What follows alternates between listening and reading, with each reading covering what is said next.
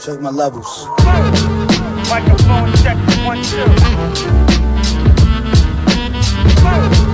Microphone check 1 2. Microphone check 1 2. Microphone check 1 2.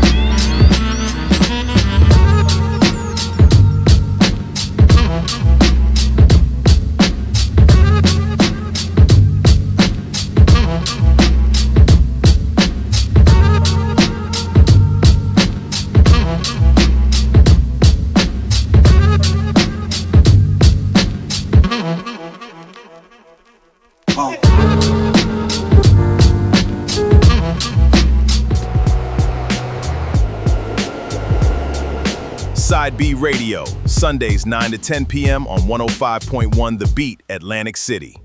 Yo, it's your man Custody, the Custodian of Records. You are tuned in to Side B TV with my man Phil Jackson.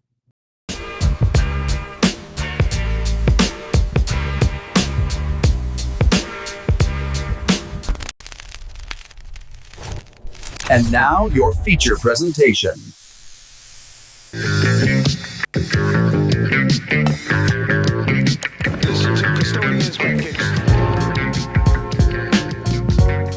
Hey, what's going on? This is Phil Jackson, host of Side B TV, being brought to you on the Boombox Union channel. Please go back and hit that like and subscribe button.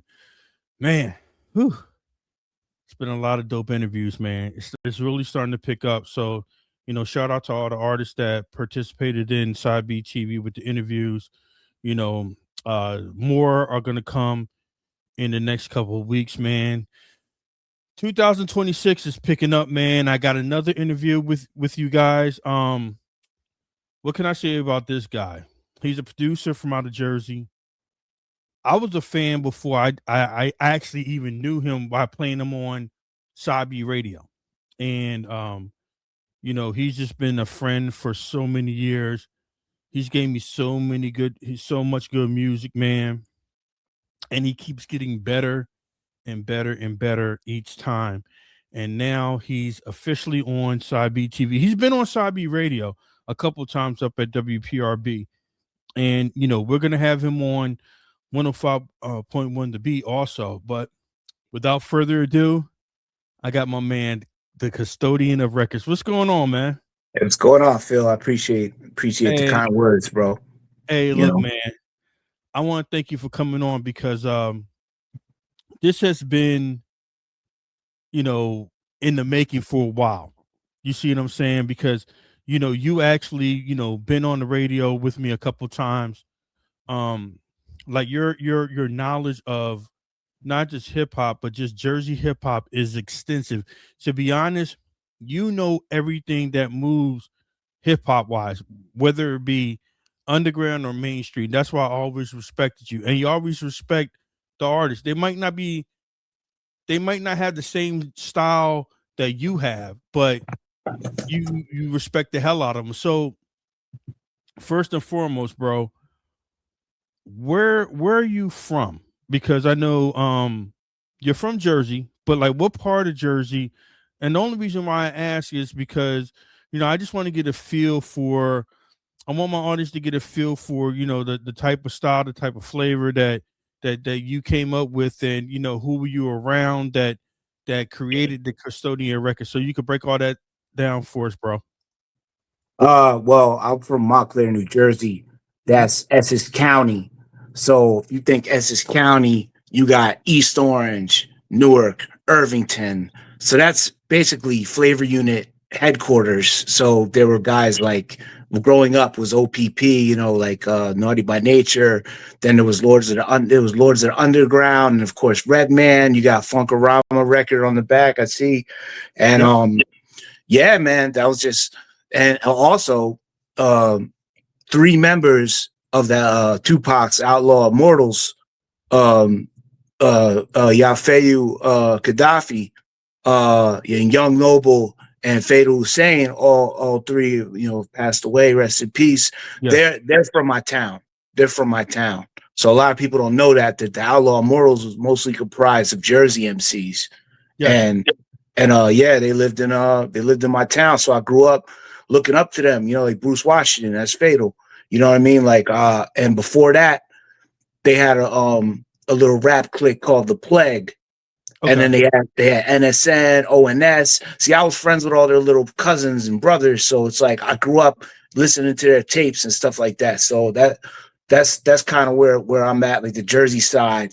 But I expanded my palette once like the internet got big, and once I just started meeting people from different walks of life, and also just being schooled by some older heads and being told what was what. You know what I mean? Because we didn't have where I grew up, when I was growing up, we didn't have WPRB.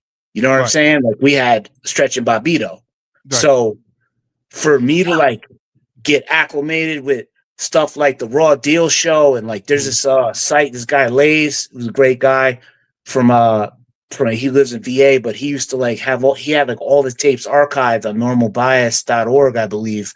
Okay. And it was all like the Raw Deal, like Tony D era, rest in peace, hip hop legend, G the promoter, you know what I mean? And they were having dudes like Courageous T. So I grew up learning and being indoctrinated by like kind of the Flavor Unit kind of circle and like that kind of hip hop. Right. And then eventually I started learning about like the impact of PRT and like your side, more closer towards your side of things. You know what I'm saying? So now, so that's why it's like never stop learning, because it's fun. You know what I'm saying? Like I just enjoy, and then especially like I feel like South Jersey kind of gets a bad rap, so I like to root for that. Like I like to root for people like when I like. And we'll I guess we'll get into the Garden Variety, but and all that. We're gonna get into all that. So I'm gonna speak out of turn, bro. I'm gonna be a nice boy it's all tonight. good, man. I mean, like I said, your extensive knowledge of hip hop in Jersey is incredible, man. And people actually come to you about certain things because of the fact that like more things than the average hip hop head in Jersey, but okay, you say you grew up in, you said Montclair, right? Montclair, yeah. Like they got a new name brand now called Montclair. So it's like I could do like a couple, maybe Rock March references it a lot. Like I could probably get a couple cuts in because it's like the new thing now. Everybody's wearing a Montclair, but it's Montclair's, but still it sounds like you know what I mean? So yeah. All the people that you said that, but I rep all Jersey. Like I don't just rep my little section, my little enclave. You know what I'm saying? Like I like I'll mess with everybody. You know what I mean? So growing up in Montclair, you growing up amongst all these hip hop legends, that you were just cool with. But how did it all start with you? Like was it a certain song, or because not even just that? We're gonna talk about also you're an MC also.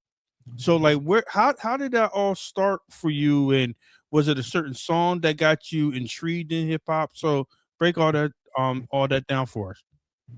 I mean, there's so many starts, and I've given another interview where I kind of like, and it's weird because the answer will be different, but they're all the truth. You know what I mean? Like I got my start. You could say I got my start listening to MC Hammer. You know what I mean? And I wouldn't be like.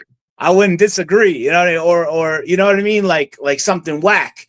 But it's like, I mean, growing up, it was like, like I was into like 2 Live Crew and stuff like that, and Ice Cube and Tribe eventually, and just. But I went to a predominantly Black grade school, so I immediately got immersed in that culture, and then was like, all right, well, after school, I'm in 3rd grade. After school, I'm going home and I'm watching Yo MTV Raps, and there's De La videos, there's Yo on Point Fife all the time, Tip, playing. There's the Ghetto Boys.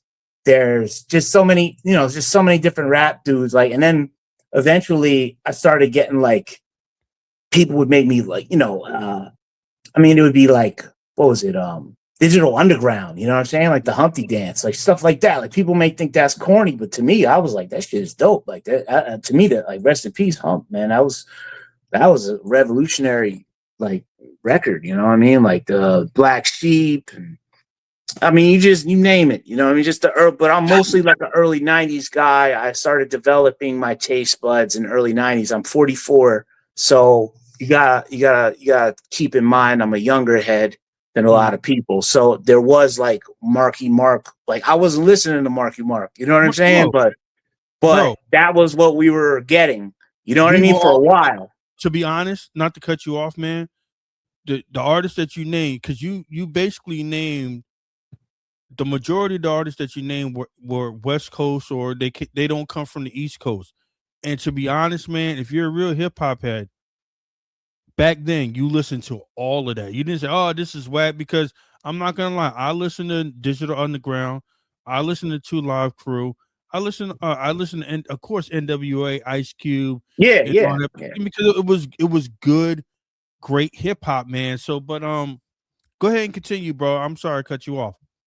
No, that's good, man. That's pretty much that's pretty much where my origins stem. You know what I mean? Just like Yo MTV Raps, and then later the box, you know, which was this phone where you call in and you dial in a number and order a video. Like, and this was like we're around like 92, 93. So then Onyx was coming out, and then all that stuff was happening, and then after that came Video Music Box. When I was in middle school, I started watching Video Music Box with Ralph McDaniels, and I was watching Crazy Sam on Nervous Thursdays, and that was New York local access, but I got it out in my way, you know what I mean, like in Jersey, so in North Jersey. So it was, you know, I'm a suburb of Manhattan where I live, so that's when like stuff really took off, like the box and Video Music Box, and then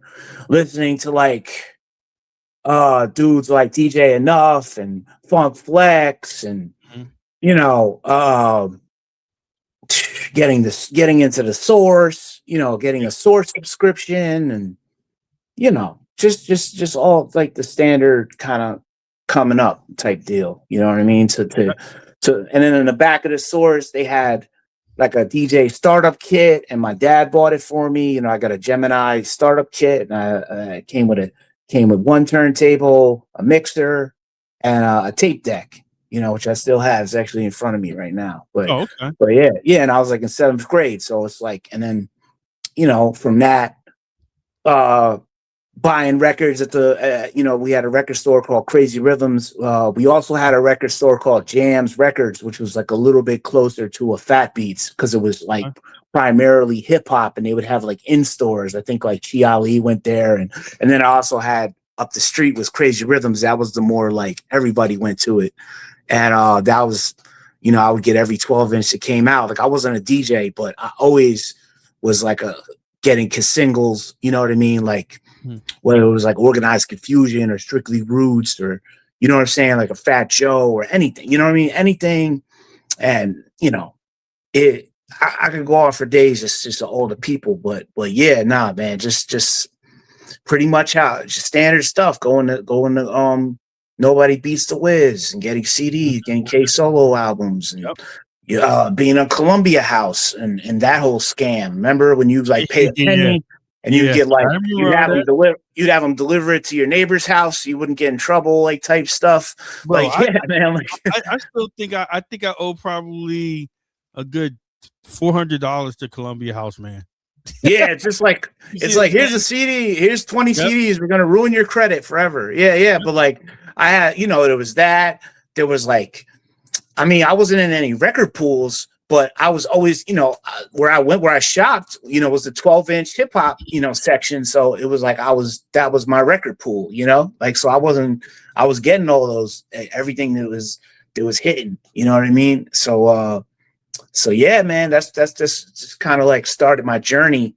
And I mean, and as far as like rapping, that was like, you know, I had raps like little kid raps. I think it was dated maybe like 80 something, like 80 something, 88. Like there was like, there's like a tape that says Andrew rapping, and my name's Andrew. And I'm like, oh, wow. So I've been doing this for a while, but I wasn't like, really kicking it. You know what I mean? And then it was like around third grade, I was rapping like 2 Live Crew about how many girls I screwed, and just like stupid stuff like that, like little kid rhymes. Little kids were kind of popping back in the days, because you didn't just have ABC, you had the youngsters, you had illegal, you had, you know what I'm saying? The Wascals, you know what I mean? They were a little older, but yeah, man, like it was kind of a trend. Like even Crisscross, I'll say it straight up. I don't care. I'll be controversial. Crisscross' second album was dope to me. You know what I mean? I don't know, like that shit, The Bomb or whatever. Like, and then they had this scratch routine on there from one of the ATL DJs, and this shit was crazy, bro. It was like you remember back in the day, the dude would get busy and do a turntablism. There would be like one turntablism interlude. You know what I mean? Like, so that's where I come from. You know what I mean? Like all over the place, all over the map. You know what I mean? Some of it's whack, some of it's not. You know what I mean? I learned to develop my palate through trial and error, going to Sam Goody. You know what I mean? Or like, oh, this looks interesting. They're wearing hoodies. You know, they might be, or the Timberlands and hoodies. They might be dope, you know what I mean? Like that type stuff, you know? So you said that your father had bought you the DJ startup kit. So, you dabbled from the back of the source. Right. So you dabbled with that a little bit, and then like you said, you were, writing raps when you were a kid. So when did it all start with you producing? And like, did you have did you have a mentor at that time, or were you self-taught? Well, in about, I would say 1997. Well, when I first the reason I wanted to actually get that equipment is because I thought a beat maker was somebody who just played a record, and I literally asked this guy, this dude I grew up with, who was an older head, kind of like you're asking like older people, like and he was a DJ. And I asked him, like, how do I make beats? How do I get beats? He's like, you buy Breakbeat Records. So when I had my turntables, I would get, I think it was called like Blazing Breaks. And I would just get, and it would just essentially be like very minimalistic, like instrumentals with like a drum loop and maybe like a Nautilus sample, or like, a Grover Washington Jr. sample. And that's kind of how I started. But then I'm like, wait, those aren't like original beats. You know what I'm saying? Like they're not my beats. You know what I mean? So I was like, well, I don't think this is the way to go. And around like 97, 98, around 97, I started recording demos, like real corny rap demos with this kid who I grew up with, and Dewan, and we were like a little rap duo, and it was just, it wasn't the best music. My voice was very high. So I was like, my voice was real high, like real bad. It just wasn't, you know what I mean? But like when we went to the studio, we used to go to this dude, Eric Swanson's house, and he had like an 8-track recorder. He had the SB1200, the S950 Akai, and my dad was a jazz man, like now he didn't play an instrument, but when he was like growing up, he would go to like jazz clubs and he collected records. Okay. So my father, the way I got into like samples was my father had Ahmad Jamal records, a Cannonball Adderley and stuff like that. So because he had sophisticated taste in jazz. He liked good stuff. So and then my mom might have like, so it's basically how like most people's origin story is. It's like they get their parents' record collection and they start like, so what I started doing was, all right, I don't have a sampler. So I'll go to the studio, I'll go to the place, give the guy the record and be like, hey, sample this Roberta Flack part, like sample this part. You know what I mean? And then he'd run it through the S950 to extend the time, and then, bit crunch and everything. And, he'd lay down the beat, and I just kept paying. I think it was like $10 an hour back then. You know what I mean? But still, money was money. So after a while, I didn't feel like it was very fruitful for me to keep like going to a place and being like, hey, pick this part. And, I just was like, maybe I should start getting my own equipment. And I started using in 98, late 98 or 90, early 99, I started using this software, which actually Soulbuck uses, it always bugs me out when I see him on IG. It's called Acid Pro.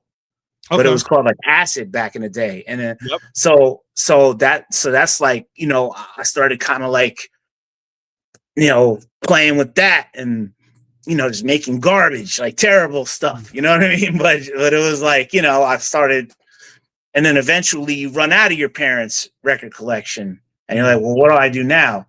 Well, where I lived, like I said, there was like 4 different record stores. This is, back in the day, like, around 1999 and circa like 99, like that whole era, like record stores were going out of business. Yes, yeah, I do remember like around that time, some stores were going out, but there was this place called Yesterday's Books and Music, which was right next to where Crazy Rhythms was, and it was ran by this guy who had to be like 99 years old, like the oldest man ever, and he was a great guy. He was nice. But like, I used to just go in there and it was just all just like old records. And it had different genres. And I didn't know anything about, there was no Shazam. There was no sample FAQ. There was no anything. The only thing I knew about samples was when I would read a cassette tape and it would say, this song contains elements from like Kool and the Gang or something like that. Like, so I didn't know. I was not sophisticated at all. So then around the corner from that, there was a place on Midland Avenue called Absolute Vinyl, and Absolute Vinyl had a dollar bin section. So I would go there and like Yesterday's Music was about like maybe $3 to $4, maybe $7 every now. It's in the records, but then you had a dollar bin around the corner. So I would go there, and they actually shot where the first season of Sopranos, where they tried to kill Tony, and he was like going to a bagel. It was like a donut stand or something. That's actually where the record store was. Oh, that's actually where yeah. So I used to go digging. I used to go digging there. And also, it's like if you had dollar records, he would let you listen.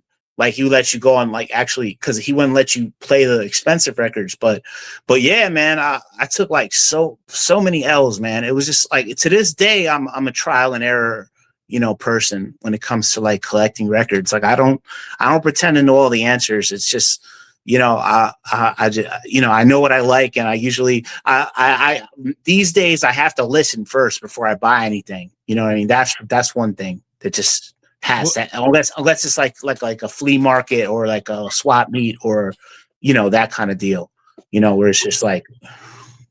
What is the one rare record that you have that it's like, this is the top record that I have to this day? What is that record? Honestly, bro, I couldn't even tell you. I mean, look, like I had a whole room filled with this stuff. Like, I mean, what you're saying, it's like you go to Discogs and it's like listed at $500 or something like that. Like, honestly, I have, because I'm trying to get rid of all my hip hop, like all of my hip hop. Like I have no use for it because everything's on YouTube, everything's on Spot. I'm a Spotify Plus member, so everything's on Spotify. I can get whatever album I want to hear. I don't have any need. I'm not a DJ. I never transitioned from like having one turntable to like, juggling beats and stuff. Like I never had those aspirations. Like I said, the startup kit came with a tape deck. But all right, back to records. Honestly, man, like as far as expensive records, it was a lot of like the rare old school Jersey rap that I would get, you know what I mean, off Discogs.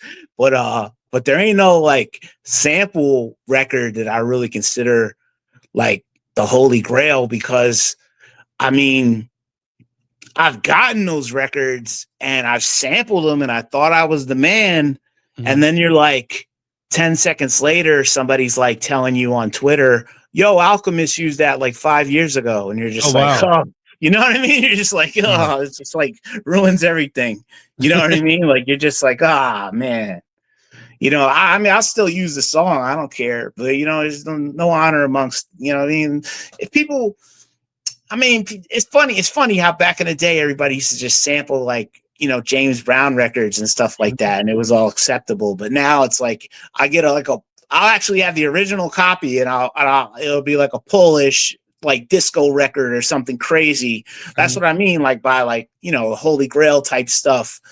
And then it's like, if I were to run because I have Shazam on my phone, if I were to play that, it would pop up on Shazam. It would be on YouTube. It would be on a blog spot. Somebody would have a zip folder with it. You know what I mean? So it's just like right now, the record game's a little messed up. You know what I mean? So, but to answer your question, that was a long way of saying nothing. I don't really have a record that I consider like the whole, you know what I mean? Like the Holy Grail, like you know what I'm saying? Like the Shroud of Turin. Like I don't have like a record that I covet like that, where I'm like, oh, where it's like glows around, like, oh, like there's no real, I'm a dollar bin guy. You know what I mean? Like at the end of the day, like, that's just how I've always been. I spend a lot of money on records, but I've also become a little more frugal in my old age and a little bit cheaper, I feel you. How many records do you have to date so far?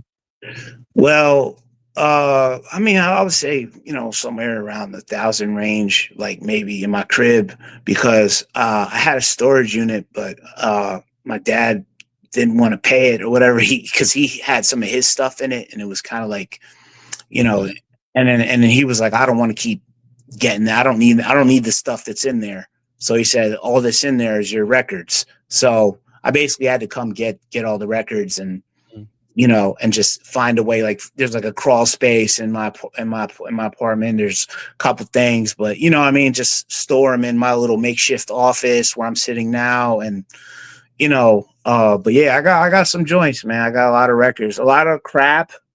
Probably like not like, it's not like everything I pull out is a banger, but I don't know. It's kind of hard to get rid of the records sometimes. It's like, you know what I mean? It's like kind of a burden, you know what I mean? Because you have, they're so big, and it's just, they're just in the way, you know what I mean? Like, and it's.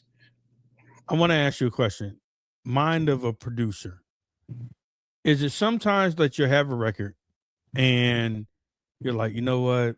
I don't get nothing from this. I'm not feeling this. You put it down. And then maybe like a couple months later, maybe a year later, you pick it back up and you're like, that's what I wanted to hear. Has that happened to you?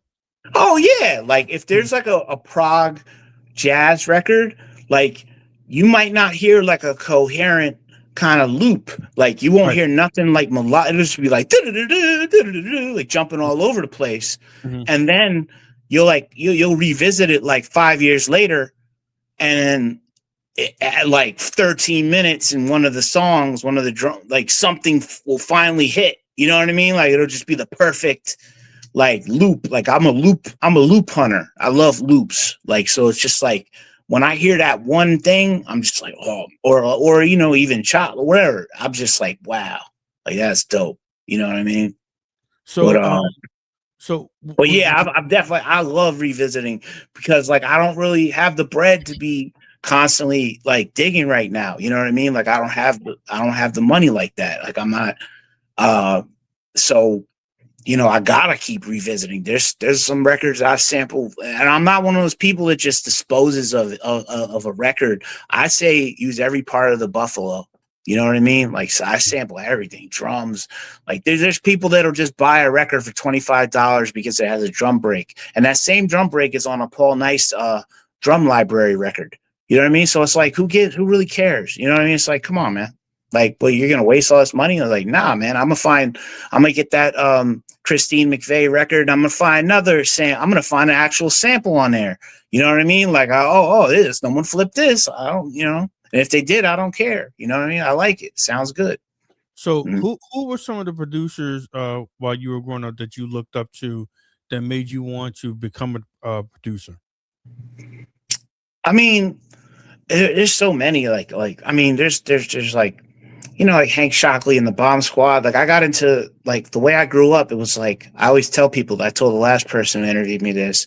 I always got the album after the classic first album. So it wasn't Fear of a Black Planet. It was like Can't Trust It.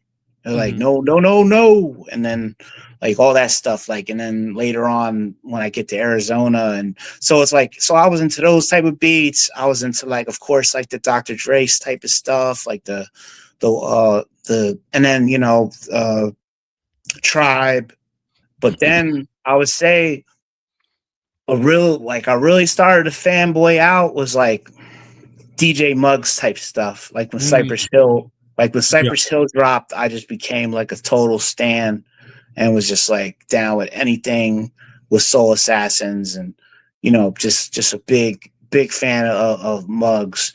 And you got guys like Muggs, you got Prince Paul, you have Large Professor.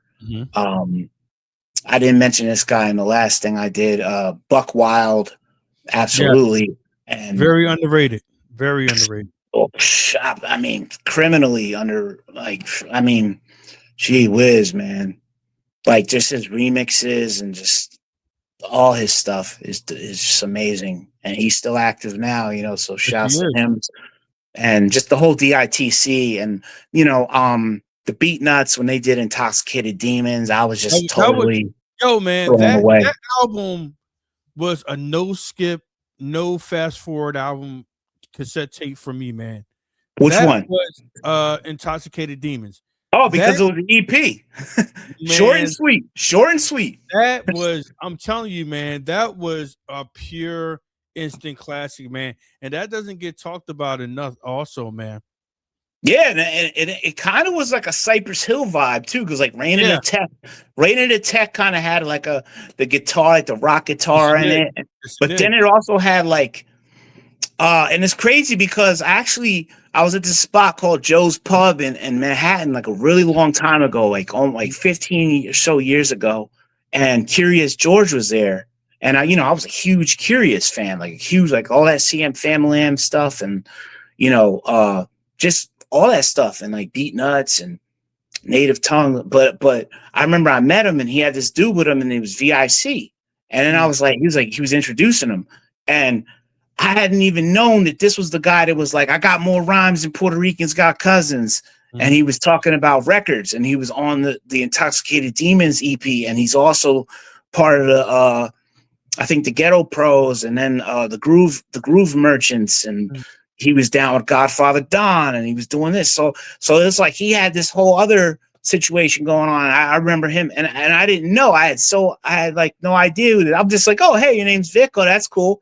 What's up? You know what I mean? I'm the custodian, blah, blah, blah, whatever. I didn't say my whole name, whatever. I was just like, hey, peace. But then you look back and you're like, wow, like this was the guy from this album. He said he had the rhyme. So it was just, it's just crazy, man. It's surreal now. It's surreal now that I'm actually collabing with some people that I grew up listening to. That's what's weird. It's kind of weird, like. So your first production. What MC round over your production and what was the song? What MC round over my production? The very first beat that you sold. And how was that feeling when you submit a beat to somebody and they actually like it, say, yo, we're gonna use it, this, that, and the third, and then you hear the finished product, you're like, man.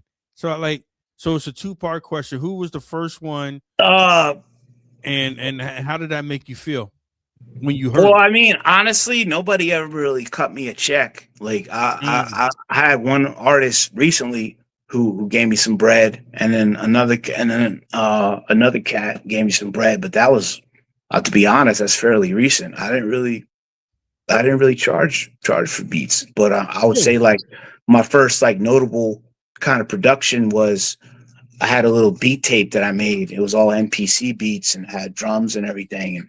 And this cat named Mr. MF and Esquire, he used a track. He used one of my tracks and he did a song called Mau Mau and it had Matthew Ragazzino on it. And that guy was pretty known at the time as far as like, I don't know, peace to him. Hope you know what I mean? But the thing is, like, I wasn't like Rick Rubin. I wasn't in the studio or nothing like that. It was just, I was at, I think it was Liberty Park in Newark or and I was at a hip hop event. I think it might've been a Rocksteady, and dudes from New York was migrating. They came down to Newark. So I was in Newark. I was always in Newark at the time. So I was just handing my beat CD out, like, here. You know what I mean? You want to break up weed on it, whatever, use it as a drink coaster, fine. But he actually took it and laid down a song to it. And then we wound up talking, and he did the Huzzah joint that had the ill video and the ill Necro beat. He used that instrumental, and that became like a real big record. But it's crazy. It's like I'll tell you a little quick story with that. It was crazy. He was like, yo, there's this other beat on the CD that I want to use, but it has an intro with my dude. That kid was like shouting me out on it and like kind of like talking over, the intro. And he was like, can you give me the version without it? Because I'm going to do a song with Smith & Wesson. And I'm like, damn. Like, so I'm looking through my zip disk and all that, and I can't find the beat.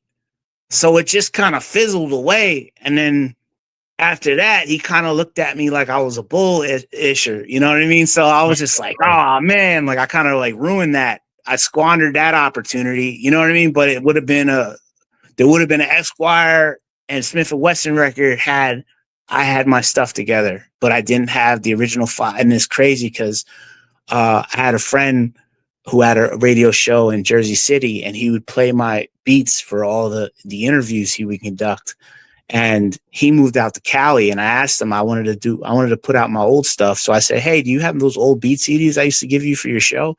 And he sent me every one that he had, and it had that particular beat, and it didn't have the dude hyping me up in the intro. So it's just, hindsight, whatever, you look back, but it is what it is, man. Maybe it wasn't meant to be, No, but yeah, shout outs to Esquire. That's the homie there.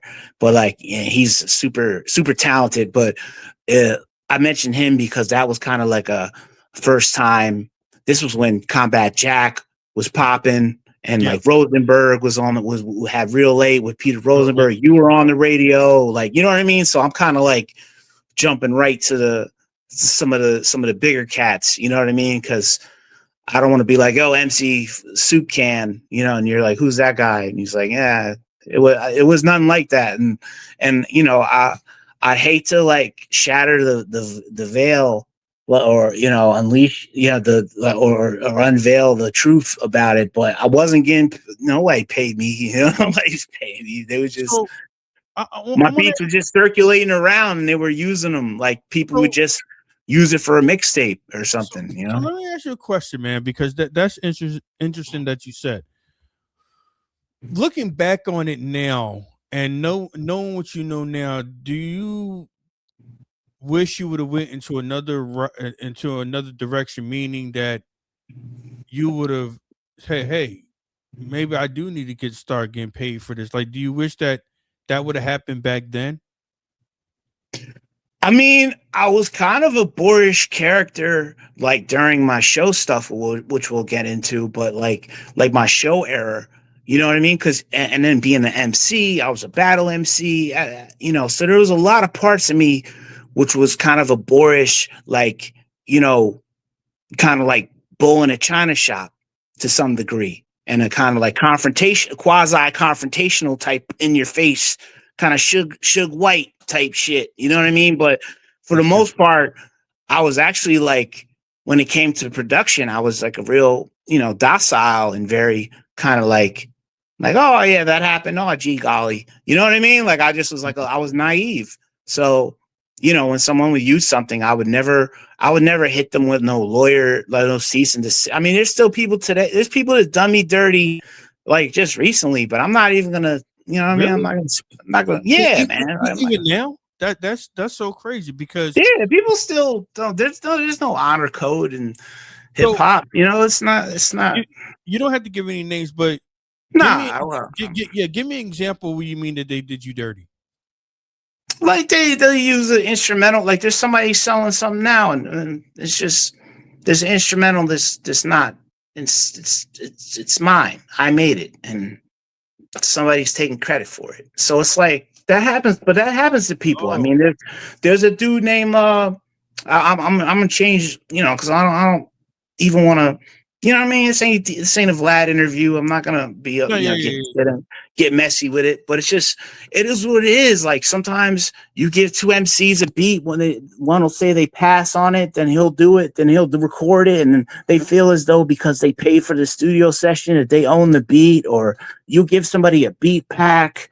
I don't do that anymore. Like that's what I'm saying. Like I need to be very careful with who I associate with. I would say in 2026, I'm very like aggressively going into this. Like, yo, I'm gonna make some stuff happen this year. You know what I mean? 2025 was dope too. But yeah, I'm gonna keep going. I'm gonna keep my, you know, all gas, no brakes. You know what I mean? Just keep going. So, you know, foot to the pedal. You know what I mean? Like I'm just gonna keep going. And So yeah, man. There's still shady stuff that happens. There's still people that just they don't abide by certain like just common morals, and they fall short on that, and it's kind of bugged out because some of their ideologies, you'd be surprised, man. I'm not going to say whether they're Christian or whether they're this or that, but they're not following their teachings, their own teachings. You know what I mean? These are people that are very like adamant. You know what I mean? They're very like, yeah, I'm this guy and I'm down with this. And it's like, I don't know, man. I've always been very naive, you know, like even getting into hip hop, like I wasn't smoking blunts, even though like I smoked weed for the first time in middle school and it like pretty much ruined my life. Like, to be honest, like when your frontal lobe is still developing, you're not supposed to be like ingesting like THC, and especially when it's probably got roach spray in it. You know what I mean? Like we were smoking backyard bug and lamb spread, but I don't know why I'm saying that. I say that to say this. Yeah, man. Like people, like it's still people still grimy. People still doing you dirty. Like there's a label that put out a record in like Sweden or somewhere, and I did a remix for it, and I just asked for a copy, and that didn't go well. You know, that was like, well, you got to pay for the shipping. Then I paid for the shipping, and they did some weird thing where they sent DHL to my house to like I had to sign for it, or else it gets sent back to Europe. And I'm like, bro, I work. You know, I don't know what they're doing in Europe if they're all in hammocks or whatever, but it's like I have a job. Like, you know what I mean? Like, I'm not home to like get a singing telegram. Just like waiting for a package. Yeah, nah. Yeah, I'm not like home waiting for like a singing telegram. I'm like, dude, I'm out and about. Like, I've got stuff to do. So it's like, you know, if I get something from overseas, I'm expecting it, but it kept getting sent back to Europe. And then me and the guy got in a little, you know, kerfuffle, you know, in the email. So yeah, it gets messy. And yo, honestly, I will say, like, they talk about like 10,080 record labels. The record industry is shady. It's like, I mean, honestly, man, like I wish I was on Priority Records getting jerked. You know what I mean? I wish I was on like Cold Chillin', getting money taken from me or whatever. You know what I mean? Because like at least they got something. You know what I mean? Like those guys are making something. Like they say Cadillac Records. At least they got Cadillacs, right? You know, it's like they could have sold the Cadillac. Man. That's why I like you, because you have a great sense of humor about everything, man. Well, I'm just saying, bro. Like you can sell shit. Like you can, like they give you like an advance. Like here's your Dookie chain or whatever. Like I'm not into jewelry, truck jewelry or all that stuff. So like I'll sell that. I'll pawn that. You know what I mean? Like get some records. You know what I mean? Get some food. Get some groceries. But yeah, man, it's still down and dirty out here, bro. Like people aren't. You know, like I said, they're not abiding by it. And I've never really been like a Johnny Cochran type dude where I'm like slamming down, you know, contracts on the table and telling people do this, that, and the other. I've never had management. I've always just done things dolo. And maybe that's to my own detriment. Maybe I should have had somebody. But I will say there's times where I've talked to people's managers and they've been such a dick to me that it kind of like it burned a bridge with me working with the person. You know what I mean? So it's like a good and a bad thing. It's good to have a bulldog and somebody that'll handle your stuff, but it's also like bad because sometimes they can be like going too hard and it'll turn the other party off where they're just like, I don't want to deal with this. So do you think, going forward that management might be, or somebody representing you might be an idea in 2026? I mean, I've asked, I know dudes that like know like LP and Rick Rubin and Jack White. And, I know dudes that are inside the industry, but now they're not. They're no longer a part of the industry. So it's like, I might just hit up my homie and be like, hey, dude, can you explain to me what this means? You know what I mean? Like, cause I'm very menial with my knowledge. You know what I mean? Like, so, I'm not very industry. Like, remember they had that book that everyone used to like covet and be like, oh, this is the great book. And it was called Everything You Need to Know About the Music Business. Yep. Like, I didn't go to IAR. That was like a hip hop thing back in the day. Everybody wanted to rap and be an engineer and they would go to IAR. So I didn't really learn much about the music business. I just kind of jumped in and was more like, hey guys, let's get together and like let's get together and like kind of like how people would jam in a garage. Like I would go to someone's studio in Newark. I would go in the studio. I would bring the beat CD with 24 beats, and I would just play it for everybody smoking weed in the room. And they would and like maybe like 2 or 3 of them would like the beat and be like, "Yo, let's do a song." And I'd be like, "Yo, just lay the verse." And I'd And you know what? And that's my next question, because that was a great lead in.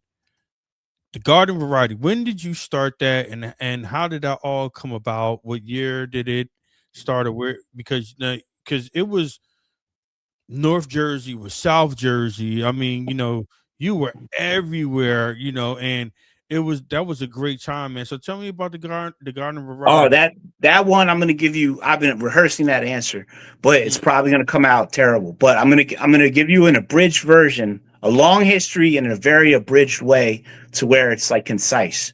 So, all right. So speaking of local access TV, when I was in about maybe 10th or 11th or 11th or 12th grade, 11th grade, there was another channel. It was a New Jersey local access channel, and they had this show called Video Clubhouse. Okay. Yeah, Video Clubhouse, not Video Music Box, Video Clubhouse. And the dude who shot a lot of the content was this guy named Kurt Nice. Now, Kurt Nice is from Plainfield, New Jersey. Mm-hmm. He used to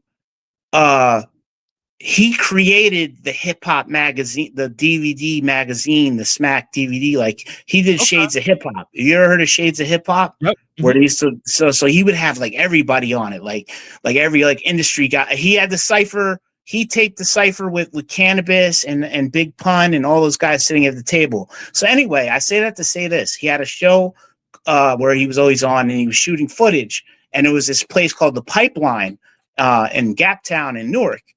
And they used to have this battle called Lyrical Combat. So I would watch on Fridays, and they would show like this. And one Friday I'm on there, and they're showing like the sizzle reel from the thing, and I'm just like, wow, like this is happening in Jersey. This is so dope. And like I'm too young at the time, but I'm just like, man, this is so dope.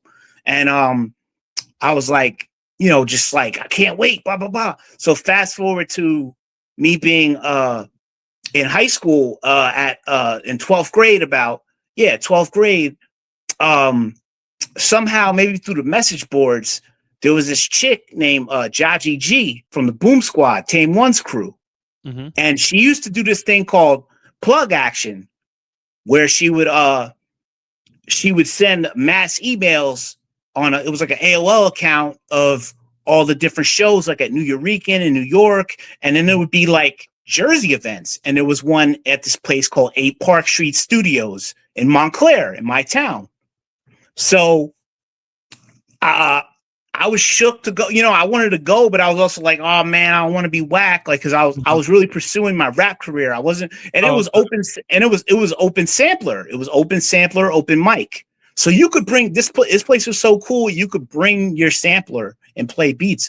And they not only did lyrical combat, they did a thing called hand-to-hand combat. So this was all going down in Newark, New Jersey. They had a turntablist battle like DMCs, and they were doing an MC battle.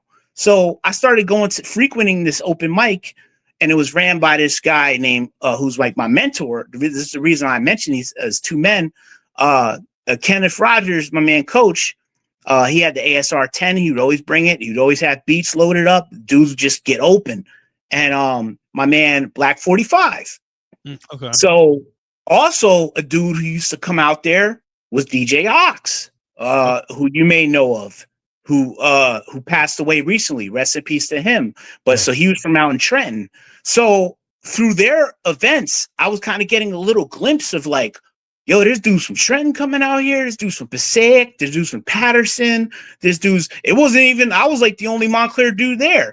And what I really loved about it was there was people there who were Rastafarian. There was like, people that were more like Pan-Africans or more, there was 5%ers, Hebrew Israelites, whatever, Scientologists, like it didn't matter. Everybody was there commingling, but it was all inclusive. It wasn't like they didn't make me feel like a white devil or anything like that. Everybody was cool and everything was peace. So when I started going there, I was like the only like a token white guy there. And I signed up for the open mic. And then it got to the end of the night, and they were like, "Did anybody not got their name get called out?" And I was like, "I did."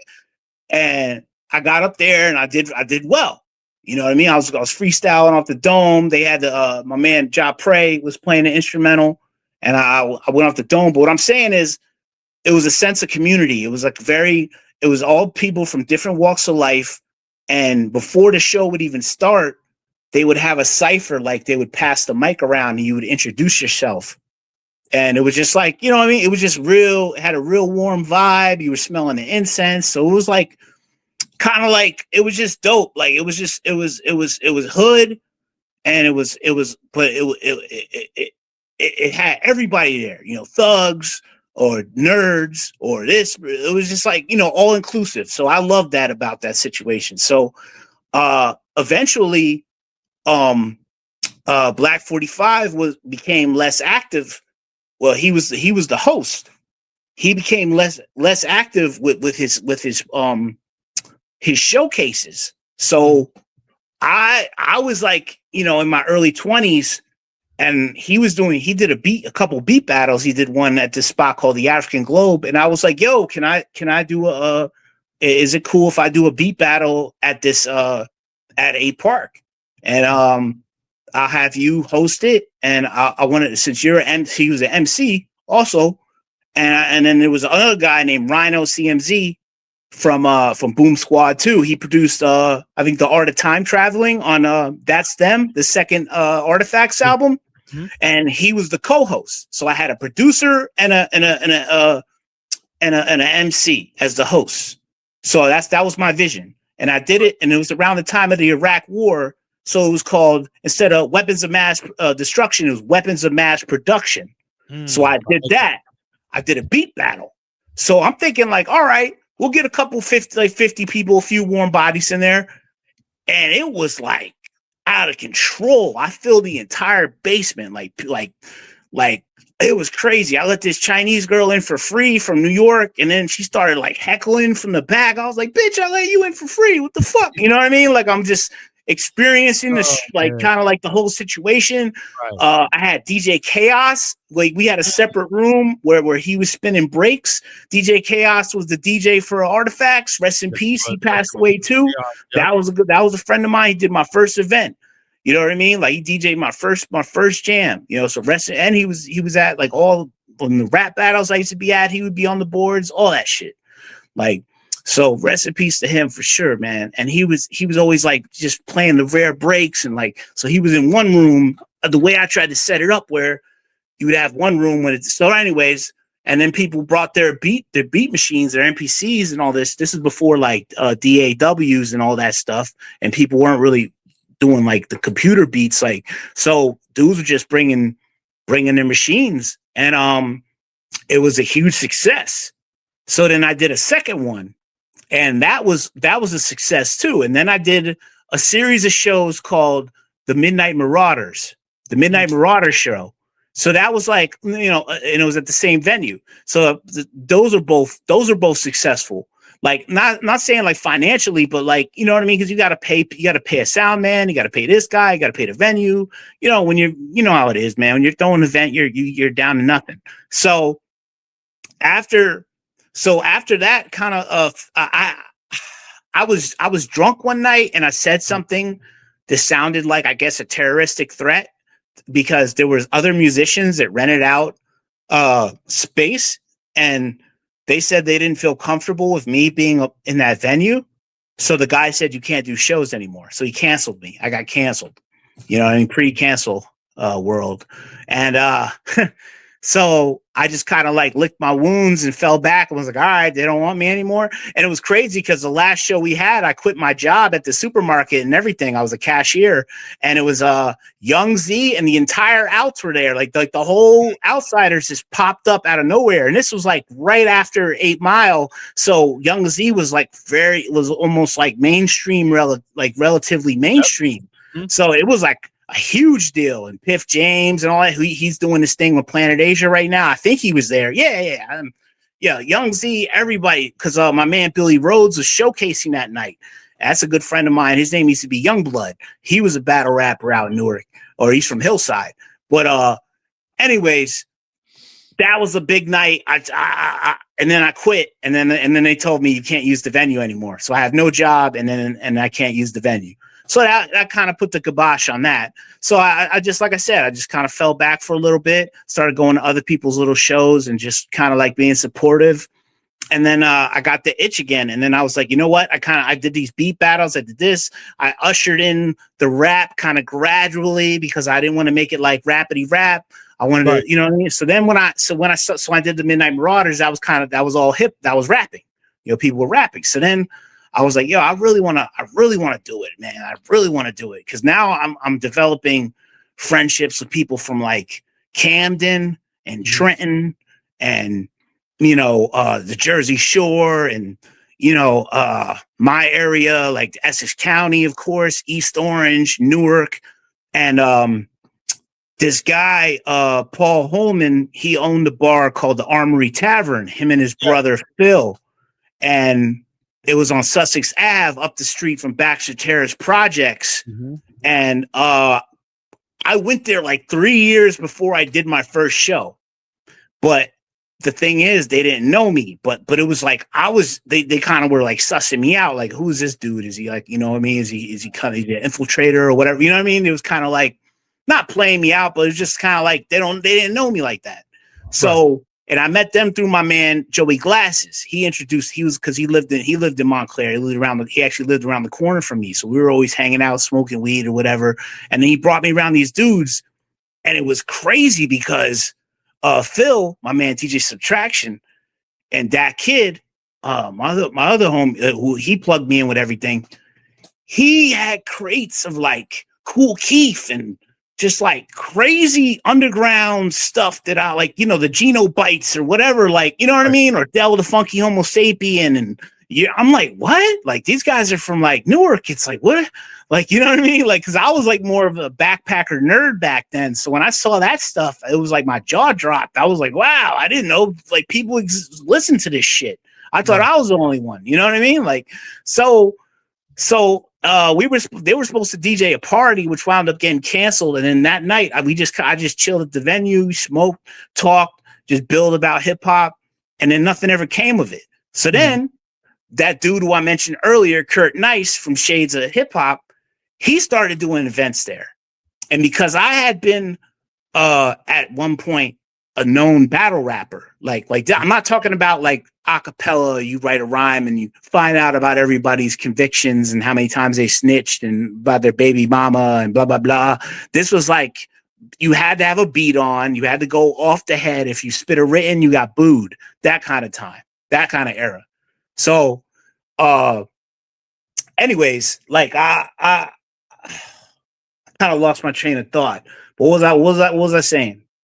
Well, no, I asked you about. Oh, yeah, the origins of garden variety. All right, I'm getting that. I'm saying that to say this. The reason I said that is this. So it took Kurt Nice. Yeah, Kurt Nice was doing events there. He got affiliated with Temple of Hip Hop. He eventually brought KRS-One there. He brought KRS-One to the Armory. So it was popping. Like, it got really big. Like, and they also had a pipeline where they would like shuttle people from Newark to End of the Week, EOW. You know what I mean? Which was also ran by a Jersey cat named Big Zoo. And Big Zoo used to come to the open mics in Montclair at A Park Studio. And he would do his whole freestyle routine. And then he did direct effects. Then he did that. So it's crazy. Like, that's what I mean. Like, it's so many layers to this. So, so yeah, man, like, Kurt did something weird where he said special invited guests, and he put my old rap name on there. And he put like Raw Digger and like all these weird names. And I'm like, like these known names. And I'm like, well, I'm not known. Like, I guess I was featured in one of his like DVDs or whatever. And I'm like, yo, bro, I ain't known like that. I'm like, all right. So I pulled up. Yeah, I went there with Joey. And I started becoming a regular every Sunday, just going there. And then they had like some sort of, I don't know if it was a falling out or it just kind of like dissipated and people went their separate ways. But once that happened, I was just like, yo, I want to do a show here. And I feel like at that point, I kind of gained their trust. You know what I'm saying? Like, where they were like, all right, he's not here with like malicious intentions, or he's here to do something like righteous. So I did a garden variety show, and it was like it was right by my birthday. It might have fell on the same day. And I had B-Boy Academy from Camden. Rest in peace, my man, DJ King Islam. They came all the way from Camden. I had my man Feed. I had from True for School. Hold on, I want to stop you right there. Now, how many shows were you, like, you're mentioning that particular show? This was the first official garden variety. Are you serious? Yes, in Newark, New Jersey. Yeah, because you know why? It is so crazy because I thought that it was that you've been doing those shows. No, we did the Midnight Marauder shows. Like, the Midnight Marauder shows was two MC showcases I did. Yeah, but hear me out though. That was your first show, right? I went to that show. I went up there with Divine Drummer, Scatter RP, and Feed. I don't think you did. No. You went to another show. It was a different show? It was a different one. It was a different, like, because I would have recognized you. You know what I mean? Like, I have a good memory with that situation. Like that night. I remember it was up in Newark though, and that's when I first met B-Boy Academy. That's where I first met Yahoo. Well, because they were reoccurring characters in my sitcom. You know what I mean? What year was that? This might have been like 2007 or something like that. Okay. Yeah, like around that, like 2008, 2008-ish. Like, so I met Incursion, who's from B-Boy Academy, at a Chuck D seminar, a Chuck D speaking engagement in TCNJ in the early 2000s when I was dating this girl that went to TCNJ. And shout outs to Ann. And yeah, so I already kind of knew him a little bit, but then my boy, who was also like a beat mentor of mine, this guy, DJ Brown Bum, Super Brown Bum, A Zillion Records, he put me on to so much Camden history, because he not only lived in East Orange, he lived in the Camden, Pennsauken area. So he knew like all these dudes from out there. So he would tell me about, like, even though I knew about Nut House, I knew about the Nut House crew, like Fel Sweetenberg and all them and Dave Ghetto, but it was like I was getting more familiarized with all that stuff, just that whole situation. And I felt like those guys were a bit, not them in particular, but like the B-Boy Academy was kind of disenfranchised because they're displaced. They had because if you're from South Jersey, all you got to go to is Philly. That's all you got, right? That's the only show in town. So I was migrating them down by me because I wanted to like cross pollen. I wanted everyone to meet each other and everyone to get cool because it was a 35 and up kind of crowd. So it was grown. So it was like people would smoke the weed, it would drink. Not everybody. Some people were very, like right, very like pure about their stuff. But there was other people that it was just grown folks who just wanted to have a good time, listen to break beats, listen to real hip hop, and then see real hip hop artists perform. And then, I'll have Divine Drummer come make beats or drop beats. And I just kept going with it, and it got bigger and bigger and bigger and bigger, and it just expanded. And then I would also do this thing to make it all inclusive, which is I would have this thing called the open mic cipher before every show, because I used to hate going to shows where it's like everyone thinks they can rap, and they're like, "Damn, man, I want to touch that mic. Damn, I want to rap, but this guy's rapping, and I can't rap." And I always felt that way. So when I had the power to do it, I was like, yo, I'm gonna let everybody get it in. So like, and it also was a great talent kind of situation for me because I was able to scout out talent for future shows and make connections. Like, and if the person was approachable and they weren't a jerk, like we would exchange information. I'd be like, hey, how would you like to perform the next show? So we did it like that, man. And and it was just a super fun time, man. It was beautiful, man. It was hip hop in its purest form. Like no violent bullshit, no nothing, no like, you know what I mean? But the thing is, it got a little bit too big. And then some people would hate on me because it was like, there'd be like a group that I didn't want to put on because I'm a very merit-based person. Like I believe in meritocracy with hip hop. I don't believe in just because it's your cousin, they're dope. You know what I mean? Like, so I had to be confrontational. That's what I mean. Like I was like, I wasn't like the producer, like where I'm like, how I'm Mr. Humble when it comes to production. But when it came to like being a show promoter, you already know, bro. You got to get in people's faces. You got to bluff sometimes. Yo, I almost got fucked up a few times. You know what I mean? But it's like I knew how to bluff. I had a couple goons with me. You know what I mean? A couple dudes owed me favors. You know what I mean? Because I got people paid. I got people laid. I did a lot of favors for people, bro. So it's like a couple cats that was in that life would hold me down. You know what I mean?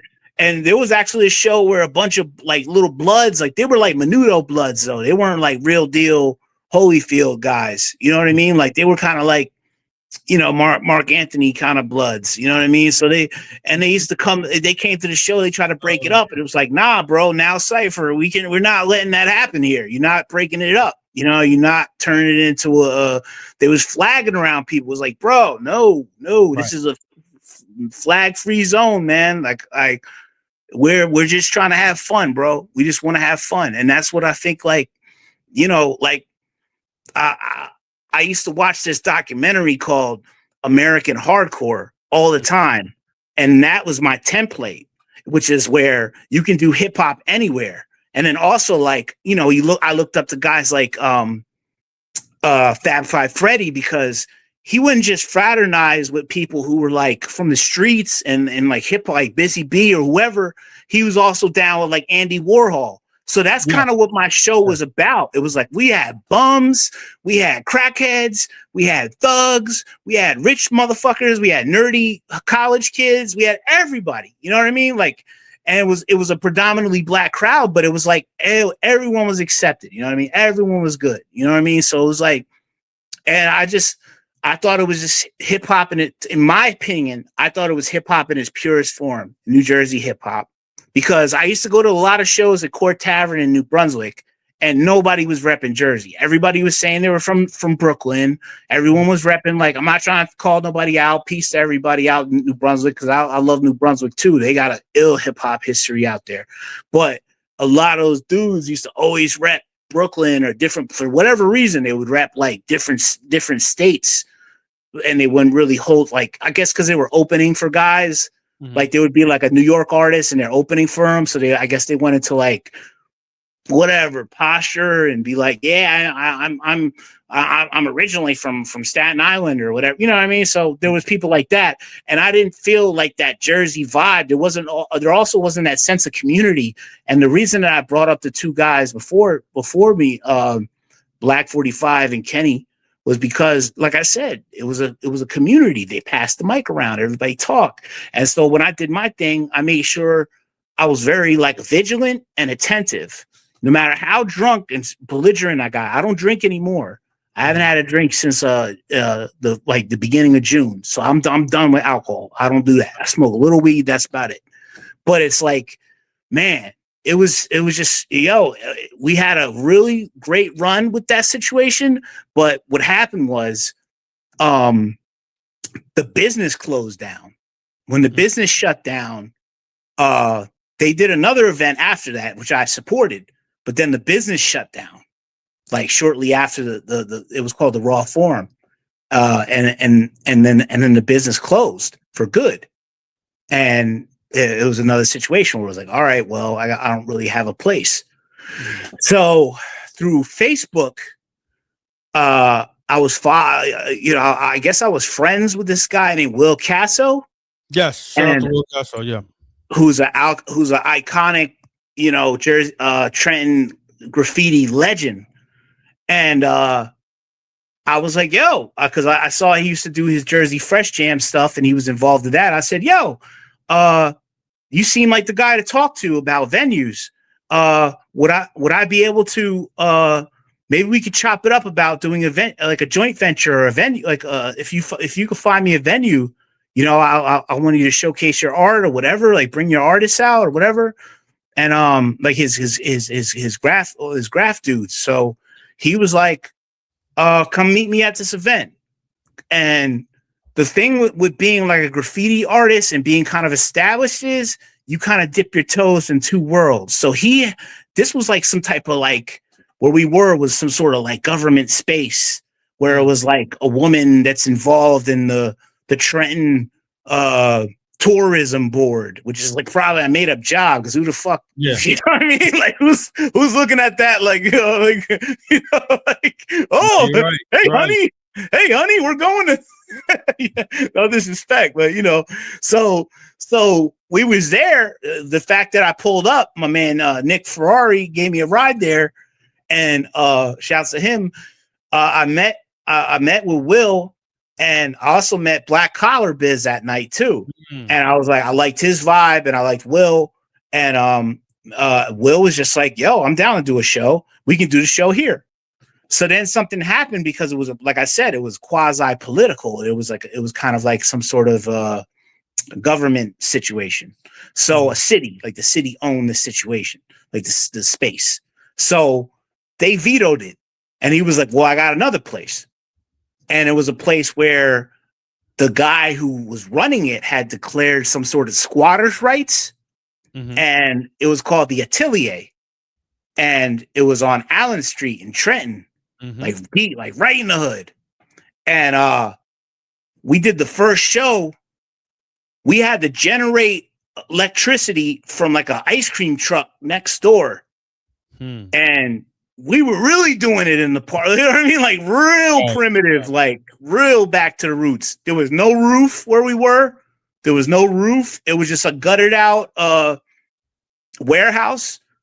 We heard gunshots. And I went to one of those events. Yeah, you might have been at that one, but it was just like I had like the thing is, it was like the love for the culture was impenetrable. You know what I mean? Like nobody was like really stressing like beat like that. Like everyone was just like, yo, we're doing our thing. We're just, I mean, and honestly, it was kind of like my give back to the South and Central Jersey community because I loved their energy so much because they were always so enthusiastic and people in Newark loved them because they were like, yo, that's my man, like Feed, that's one of my illest dudes. And then I had my guy, Sean Love, who put me on to like millions of stuff. Sean Love out there. Yeah. He's an icon, you know what I mean? Like MC, like rhyming for forever, you know, still killing it. And he's also a close friend of mine. So like like he was coming, so he would come out to Newark, he would come to my stuff in Montclair. So I was like, yo, let me cater to the people that are around here that really fuck with me. So I brought it there, and I was like, hey, you know what? Coming from Camden to go to Trenton is about maybe a 45-minute ride as opposed to a 2-hour ride, to go all the way to Newark. So I kind of was like, yo, I'll bring it. I'm gonna go where the energy takes me, where the enthusiasm is. And when I started doing stuff there, then we had our first shows. It was a success. Then we went across the street to this it was all like kind of under the umbrella of being called the Atelier. And it was this guy who ran it. But he didn't like to draw too much attention. And sometimes it was right. There was like a neighborhood right there. So we'd get like noise complaints and stuff like that. But when we went across the street, then it really just started taking off. And it just got crazy. Where like dudes like Capone from Capone and Noriega were showing up. And you know what I mean? Like just dudes was just, there was just so many people like, guys like Screw Tape was coming through, Rich Quick, rest in peace.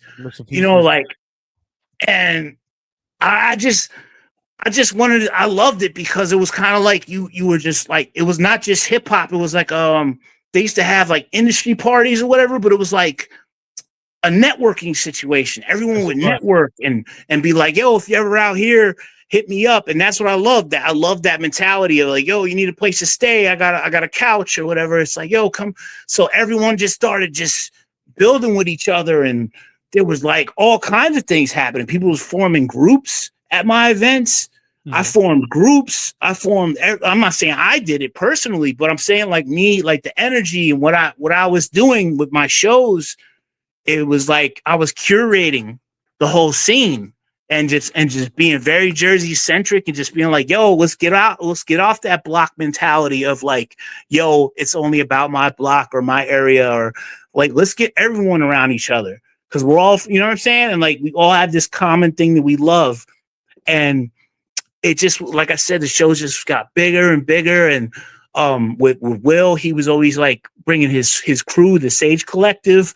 I wasn't very close with any of them, and I have no affiliation to the Jersey Fresh show. So I'll make that clear. I'm not disrespecting it. I'm just saying, peace to them. But I'm not going to front. I'm not going to front like, yo, I was down with that too. You know what I mean? That was Will's thing that he was more affiliated with. And, but I say that because basically where we were, the place that he got me was the Atelier, basically. So yeah, that was the place. We did this back-to-back shows, and like I said, man, it just kept going until one night I felt like an incident kind of like potentially almost happened, and it was bugged out too because we had this dude because there was a lot of people from the street that would like volunteer and try to like get out of that type of life. And this one dude was telling me, this dude Mo Fit is like, yeah, such and such, that's Almighty Blood Messiah. He was on the History Channel on Gangland. And I'm like, who? The guy who just hangs out and he's mad cool? And he's like, yeah. So I'm like, oh shit. Like, you know what I mean? Like, that's what I mean, bro. We weren't like doing no like, this wasn't like, we weren't up in Princeton, holding like champagne, in the glasses and, you know what I mean? Wearing suits and ties. It was like, we were in the hood. We were in the trench, as they call it now, the trenches. We were really there.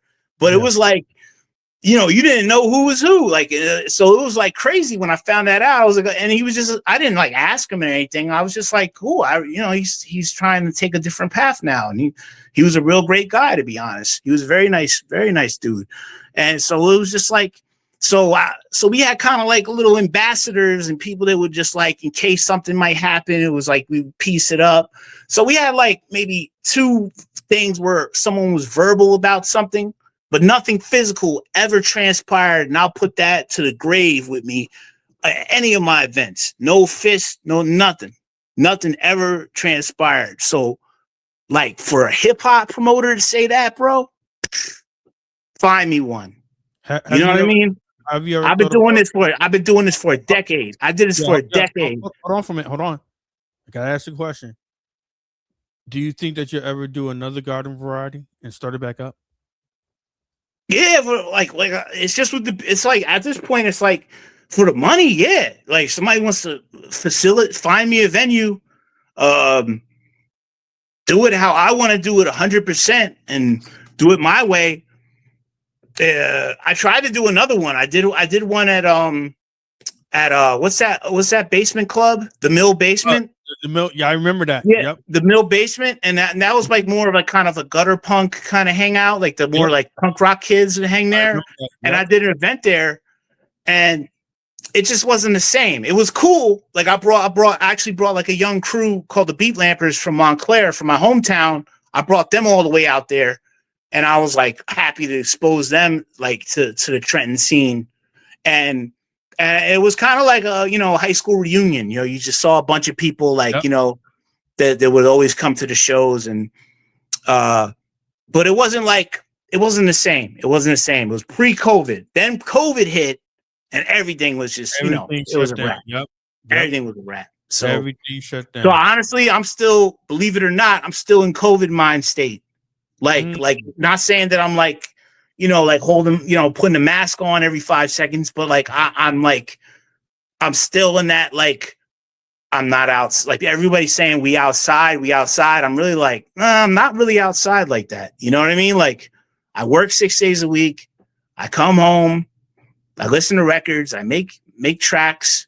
I try to mix down stuff, and I just try to keep it simple now, man. You know what I mean? Like, and to be honest, man, like some of the shows, like any show promoter will tell you, I'm sure you've done a fair share of stuff like that, like live or been involved in live events. You got to go head to head with some people. And there were people that, like I said, I was bluffing. You know what I mean? I would be like, I remember I told one guy, I was like, get the F out of here. And I was just thinking in my head, like, damn, that guy squashed me. You know what I mean? He was way bigger than me. And then there was another dude that came with like a camera crew and like fake models. And it was like, he thought he ran the entire show. This was in Newark. So it was like, when I stepped to him, he wanted to fight right away. And it was just like, oh my God. And then later on, I kind of was playing him out. But then when I found out later on that he was a boxer. So I was like, oh, great. I'm glad I didn't get like, we didn't square up. I would have got my ass kicked. But like, yeah, man, you used to like, right now I'm 44, bro. Like, what do I want to, you know what I mean? Like, I don't know, man, because after I did my shows, this other dude started doing shows, and it was just basically he absorbed my entire like artist stable and was just putting on shows at the Mill Hill thing. And it was just like Screw Tape and everybody who I kind of introduced to the scene. Or I'm not saying I didn't discover anybody, or I'm saying like, dudes, all those same dudes, they were like, well, this guy's got stuff popping. So they started doing his shows. And then that guy would book people from like out of state. So it was like more of a, not just a Jersey strictly type of thing. So, you know what I mean? So and like I said, like COVID hit, I did that one show, and I felt like, even though it was well attended, I felt like it was underwhelming, like as far as like how it could have been. My Achilles heel was sometimes was having bad, shitty sound systems. Mm-hmm. And that's like another thing. It's like, I need to have like a reliable sound person with like some type of preamp for the mics. Like the way I want to do it now is like how they would do it in Japan. You know what I'm saying? So it's like, cause I'm a real stickler for that. And I believe that also just noise and things not sounding clear, it can make people agitated, and it could start something. You know what I mean? It's not healthy. It's not good. Like I've seen hip hop shows, literally like some shit will almost go down because like everyone's like, you don't hear shit. You know what I mean? It's like, or you're watching your favorite legends rap, and you're like, the only reason I know what this guy's saying is because I know the song by heart. You know what I mean? Like BB King's. Like BB King's, like they said the worst sound ever. Like, and I'm watching like Brand Nubian, and I'm like, just because I know the song, I could like mouth the words. But yeah, nah, man. Like I said, if the sound is, if I had somebody on the deck for the sound, you got to think about that. You got to factor in all the expenses, though. That's going to be about what, $300, $500 to have some guy with some magical sound, and then you're going to have, because you don't want to. I don't want to use anyone's in-house at the club, type thing. Because the thing with Mill Hill was like I had to run to the bartender if I wanted the mic turned up. You know what I mean? If I wanted this adjusted, I've always had those issues. I've always had those I feel like sometimes the beat's too loud. They'll be like, turn the beat up, and then you can't hear it. Then turn the mic up, then there's feedback. But I don't want to diminish what there was absolute quality in what I did, and I stand by it. And that's my hill. You know what I mean? Like that's where I loved it. I loved every second of it. And then like I said, I did that last show. It was a little underwhelming to me. Like I said, it was a full house, but it wasn't the same. And then COVID hit, and I was done. It was a wrap. And so yes, I would be interested in possibly doing a reunion. I was thinking about doing I'll tell you behind the scenes, like my little ideas, because I don't want anybody ear hustling. But yeah, I do have an idea. But like I said, it involves money, and it's like I understand the concept that if I need someone to film, they're gonna want money to edit, to film and edit.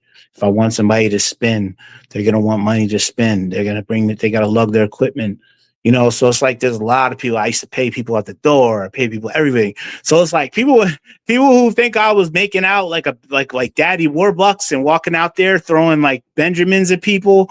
Like, nah, bro. Like I was leaving with enough money to maybe go to Wawa and get like a tuna hoagie. You know what I mean? Like if that.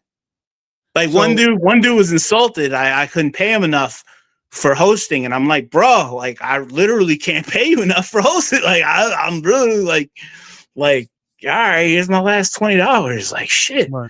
Like so that's how it is. It was always a struggle fest. So even though and who knows, man? Who knows who was pocketing what? Who knows what was going on? Because we had this guy watching the door, and I think he was kind of in the pills and drugs, and that might not have been the most sound idea to have a guy who's into pills and drugs watching the door, because but yeah, I did a show in downtown Newark one time, but it wasn't a garden variety. It was a soul band called the Jack Moves, and they had a loft. They owned the loft, so we just did a loft party, and I had a couple MCs come up and rock, and then had the band play. They were a soul band. It's super dope. You know what I mean? But shouts to them, shouts to Zach and Teddy Becks. But yeah, man. So I did little shows here and there, but like I said, man, COVID, that took the wind out of my sails, and I've been just kind of like falling back ever since, and just kind of watching everybody else's show and just kind of like shrugging my shoulder, like kind of being like, god damn it, that could be me, and being jealous and whatever. But that's petty, you know what I mean? So I move forward. I focus more on my productions and what I'm trying to do, and that's it. But it's not a chapter I'm closing yet. You know what I mean? There's something's gonna happen eventually. I hope. But if not, I'm happy with what I did. I'm happy with my contribution to Jersey hip hop, and I'll put it up against anybody. You know what I mean? That's one thing I will be arrogant about. Like, no one accomplished what I accomplished. I'm sorry. So hold on for a minute, because I gotta ask these questions. It's like you keep going on. I'm trying to stop you, but up and coming projects.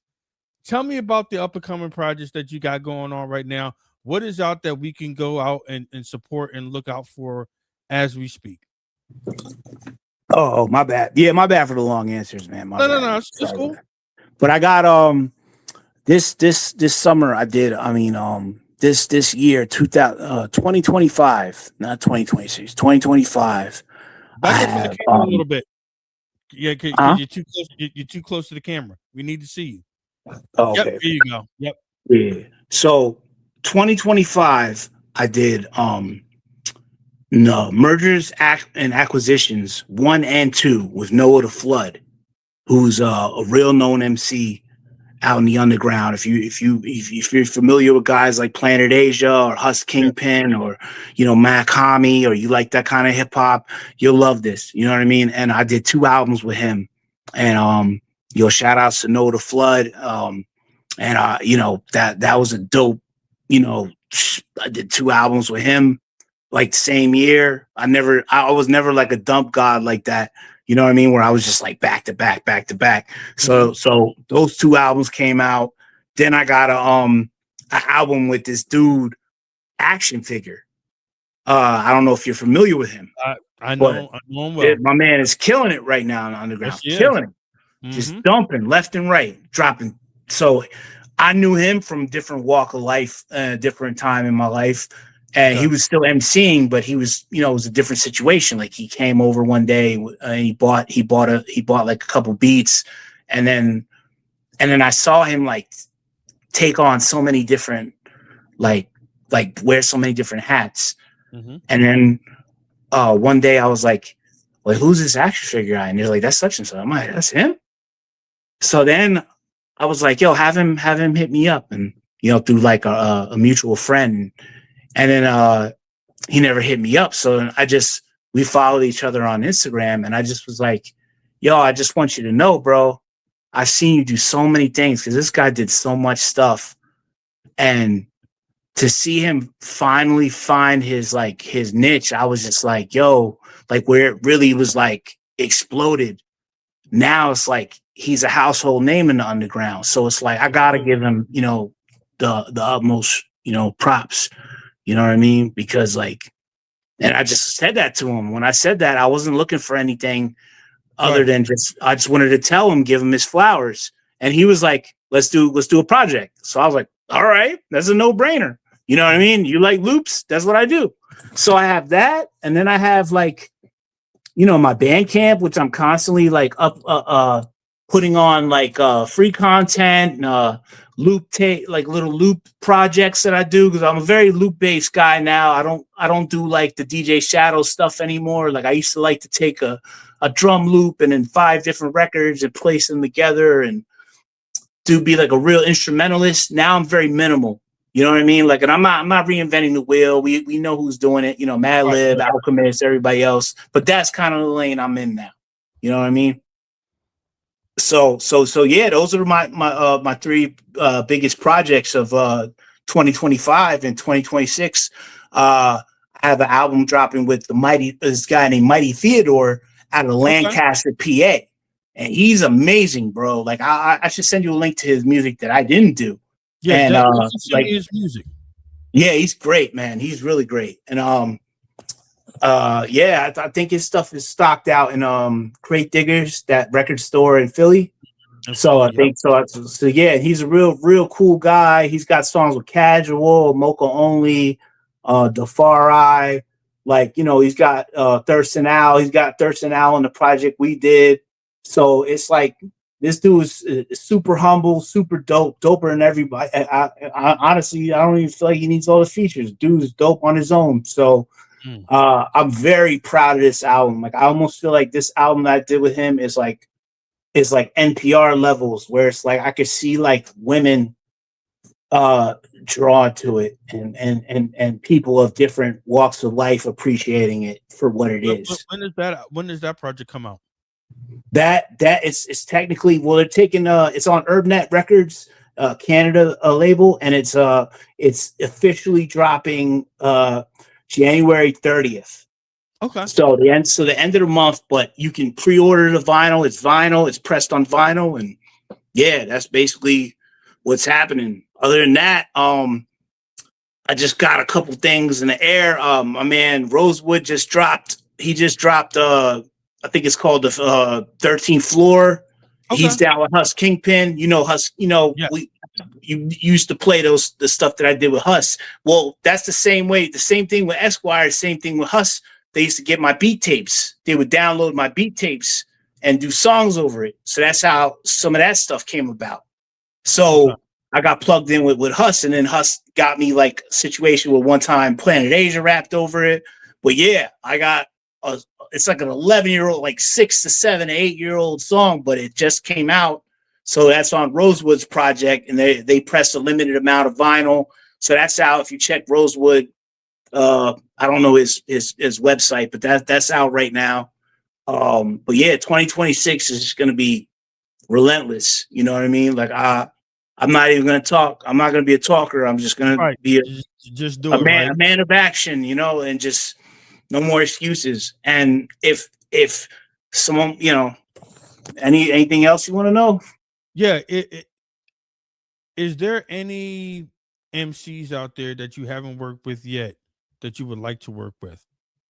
Oh, absolutely, man. Like you name it, it's like the holy trilogy. I mean, like what? Rock Mars, Mac Hami, your old Droog. You never worked with Hami before? Cause he's from Jersey I too, right? wish. Yeah, he's from Newark. He went to Yeah. Bloomfield College, and my man, Super Brown Bum, did a beat for him. And it's crazy. Like he knew him as like a college student. He had a different MC name or whatever. But now, dude is posted up with Jay-Z. He's in pictures. He's hanging out with Muggs. He's doing projects with.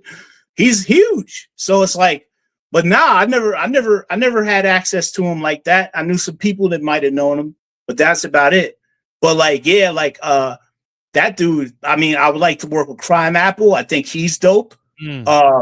Is he from Jersey? Yeah, he's from Jersey, he's from Hackensack and also West New York. He stayed out there for a while too. But yeah, man, and so yeah,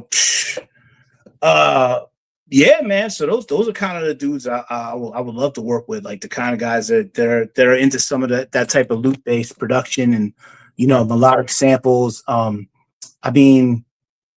I have a placement with Jojo Pellegrino and featuring Conway. So that was kind of my day in the sun. You know what I mean? Like that situation. So it's just like, but yeah, obviously like guys like that, like Conway and, that's right up my alley. Like Baldy James. I mean, yes, I wish, you know what I mean? But it's like, who's making it happen? Like, you know what I mean? Like this, there's a lot of what people don't know about the underbelly of hip hop, underground hip hop is there's a lot of gatekeepers. There's a lot of weirdos. Yeah. There's a lot of people that got their own beats. There's dudes that do their own beats that are like, there's an engineer that might mix your shit whack because he's a beat maker and he doesn't want you to shine. So it's like, there's constantly that, but I basically just gave you like my murderer's row, like my list of guys who I think would be dope. I think my stuff would complement their style greatly, and it's just I told the last dude who interviewed me a situation that I almost had a real big one, but I'm not gonna talk about it anymore. You know what I mean? I'm gonna because like I said, I don't want it to turn into like a Vlad Doggy Diamond situation where I'm talking about this and that, and how I was. Supposed to be the fifth man in this group and blah, blah, and, it is what it is. I'm happy. Yeah. I'm happy with what I'm doing right now. Do I think I could be doing more? Absolutely. You know what I mean? Because this is not a means of money. Yeah, I'm doing this, I have been paid recently. Like I said, I've been getting paid recently by certain people, but nah, this is always, I just want to work with cats. You know what I mean? Certain dudes, not everybody. No, that's what's up. So that's pretty much it, man. I gave you the list. Those are the dudes I would love to work with. So have you ever thought about doing your own documentary of the state of hip hop in New Jersey? Because you have so much information, so many people. Well, I interviewed Govmatic. That was a friend of mine. Rest in peace, bro. Great, bro. Yeah, great, bro. And Diesel Don. It all ties into Atlantic City, bro. So he was down. Diesel. He talks about how his name used to be. I think DJ Sport D, and like he goes into real like old school details of Newark and club sensations. I also interviewed Nocturnal. I interviewed Nick Wiz. Nick Wiz is from Jersey, the producer. The amazing producer of Cellar Dwellers and just everything, he's one of the top producer dudes. So, but honestly, I'll throw it out there right now, man. As far as like a documentary, like I interviewed Scott Lark, the sensei, underground legend. You know what I mean? Rest in peace, Tony D. But to tie it all together, man, I really would like to see a documentary about Tony D. I would love to see, being that we're on, I don't know if you're still affiliated with PRB, but, just what his history is with Raw Deal and, you know, him and G the promoter and Jay Ski and all those dudes, man, from back in the day. Cause I recently started listening to those archives and learning about that. And I feel like Trenton has such a rich history. I would love to be somehow help or get someone to do it, to be involved in a documentary for this man, because I really don't feel like he got his flowers. No, And I agree with you. 100%. and I mean, like, a 45 King, I would say Tony D's rest in peace. That man's a legend. 45 King, Ed Lover Dance, all that. Growing up, I grew up on all their music. But then then you go to Central, you got Tony D. You know, Master of the Moaning Beats, Don Knotts. You know, Harvey Wallbanger, and all the stuff he did, man. I just feel like his impact on hip hop is just so uncelebrated and just not talked about the right way. Like I don't feel like people characterize them the right way or humanize them the right way. And I really would love for there to be a documentary about Tony D, and I would help any way I can. I don't have the finances. I once did a post about it, but that's something I would be interested in as far as the documentary is. You never know. That could possibly happen in the new year. We can get the ball. Yeah, and I love Trenton history, man, because like I even got a documentary about City Gardens, like which later turned into Club XL, which I used to go to when I was like, you know, in my early 20s hanging out. Me and Sean Love would go out there, and Club XL, and you know, we'd hit the clubs because I was a young kid and just started drinking and doing bad things, and you know what I mean? Like I was so yeah, like I love Trenton, man, like because it was kind of like a coming of age for me. Like I really got into my own. I used to hit up this spot called the Urban Word, where all the spoken word poets would come, and I would just go up there and spit a rap, you know what I mean? But it was kind of sentimental, you know what I mean? So it's like I have such a strong connection with Trenton and the people of Trenton. But yeah, I would love for there to be a documentary, a real dignified documentary about my man, Tony D. I feel like he's beyond unsung, and just put some respect on his name, man. Tony DeBeulah, rest in peace. You know? Well, yeah, you know, like I said, in the new year, it could possibly happen. I'm going to talk to G, the promoter, in the next couple of days. And yeah, shout out to him, bro. He's in the Hulu. He's in the Hulu. They got him in the Hulu joint. Yeah, bro. Like I did a song with Seven Immortals through Sean Love. And we had Courageous Chief on there. We had Father Ramsey got on there. Like everybody got on there, and it was like a whole bunch of dudes. Don Black Prince Asiatic. Yeah, man. Like that dude is the illest. Like, whew. Like we got Feed on there, you know, Feed from like, yeah. So yeah, man, like that whole situation was a dedication to WPRB, and I was so honored to be a part of it, to be like invited as a part of it. And I got Casso to do a mural for Tony D because it was a tribute to him, you know, in the Raw Deal situation. And then we had DJ Jay Ski, your man. He did the cuts. So it was just, you know, it was beautiful. It was just a beautiful moment, man. Like I did the location scouting and, you know, helped out getting everybody, you know, together, or Sean coordinated that, and, you know, they made it happen. But yeah, man, I would love for there to be a documentary about WPRB. You know what I mean? Like just the history. I mean, I really think it should. It might not happen anytime soon, but I'm pretty sure that is going to come up in the next couple of years. I'm so positive about that. Yeah, so, no, I love that, man. Like I said, I'm very enthusiastic about anything Jersey, and it's just like there's so much more. Like people in like where I live, they're very like closed-minded. They don't understand that there's a whole state. You know, there's other parts. So, like, you know what I mean? There's that whole like, oh, we don't acknowledge anything that's past this part. It's like, nah, man. I embrace everything. I embrace everything and everybody, man. And the coolest people, some of the coolest people I ever met is from other places, bro. Like it'll be the man right by you to stab you in the back. You know what I mean? So You telling? like I got some of the most love in my life at a going to like a Elks Lounge in the hood.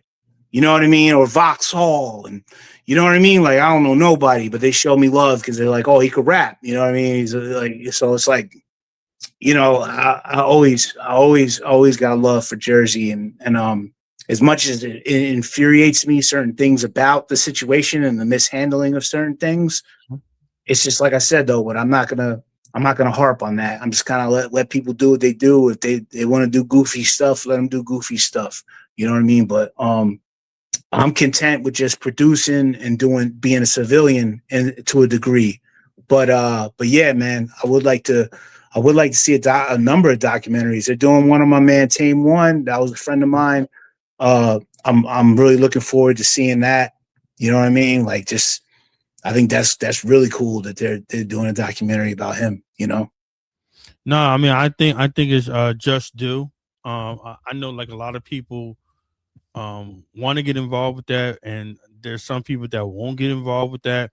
We're not gonna get into that right now, but yeah, it's a lot. It's a lot of history of hip hop in New Jersey that needs to be told, and there's been a couple of documentaries out about Jersey hip hop, which I really think is dope, and I think it just needs to be more. I really Yeah, but it's just like Queen Latifah and the Fugees, and it's like no shots to them. And rest in peace, John Forte. By the way, I had his album Poli Sci. You know what I mean? Like R.I.P. You know what I mean? But like hip hop didn't begin and end with the Fugees, and there's more to the world than Lauryn Hill. You know what I mean? I don't know. Like there's hip hop all around Jersey, man. There's classic hip hop everywhere. You know what I mean? So no, absolutely. So we're gonna wrap up, man, and I want you to give out all your information. How can people follow you? How can people support you with your music, and where can we hear up and coming stuff? Because like your band can I want to ask you real quick, how many projects do you total to date? How many projects do you have out right now? like you're saying, like stuff of my own. Yeah, Like I stuff have like I said, I got the action figure. I got my own joints. I've put out two vinyl instrumental things on my own, and then Chopped Herring put out a 7-inch of my stuff. Actually, like Chipped Herring, a subsidiary or whatever. I got the 2 albums with Noah the Flood. I got placements with Husk Kingpin. I got placements with Mr. Esquire. A placement, but people like Planet Asia's rapped over with Vic Spencer. I've done stuff with Vic Spencer from Chicago. He's a big artist. So Sean Price really rocked with him. So, shout outs to him. But I can't give you a number, but yeah, I've done a number of things.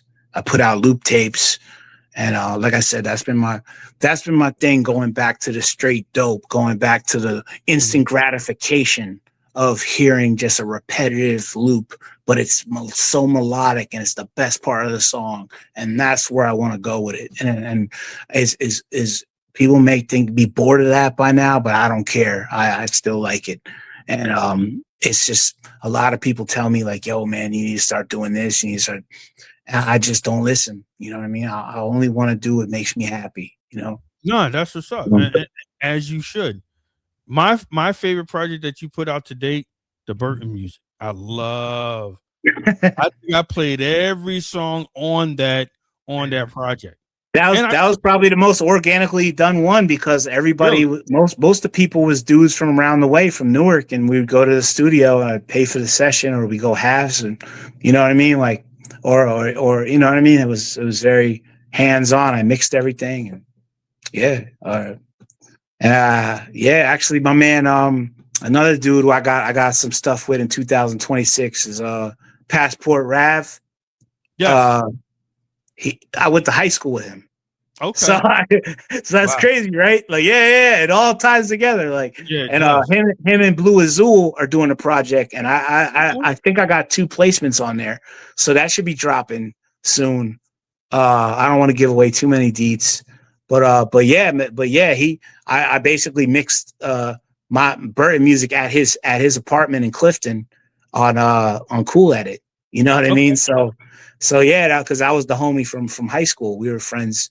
We've been friends since high school. Word. So just to see him doing his thing now is just is awesome too. It's just I'm very happy to see some of my friends flourish and people like, you know, Screw Tape, and now he's doing stuff with OT the Real, and Yeah. you know he's really taken off, and rest in peace Rich Quick, man. Yeah. He supported so much, man. He brought like 40 Polish kids to like one of my shows one time, and I just was like, yo, you're the man forever for that, man. Right.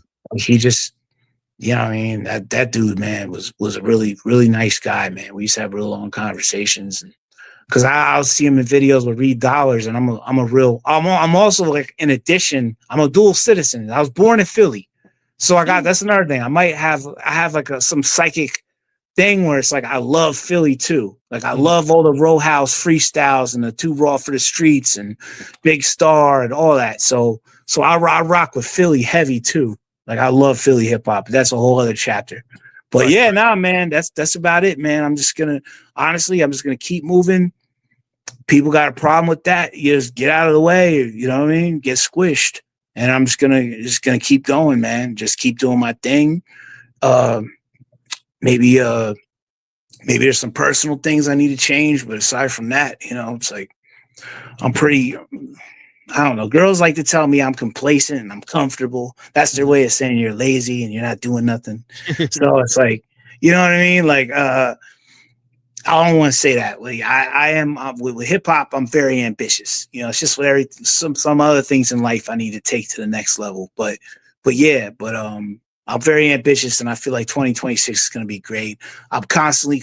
If people want to hear me, go to the underscore custodian underscore of underscore records at Instagram. That's my Instagram. I'm very active on there. I'm always posting content like nonstop, always doing it. I'm being a little careful now because Shazam is the sample police are crazy. Mm. And there's some serious sample snitching going on. There's people like I feel like they're almost following me just to get so they could play it in their phone and find out where to sample. I had to take something down the other day because I was just like, bro, I can't risk it. I don't like this. I like this record too much. I want to put it out, then put it on Spotify. So then when they listen to it on Shazam, it says the song. You know what I mean? The song that I did.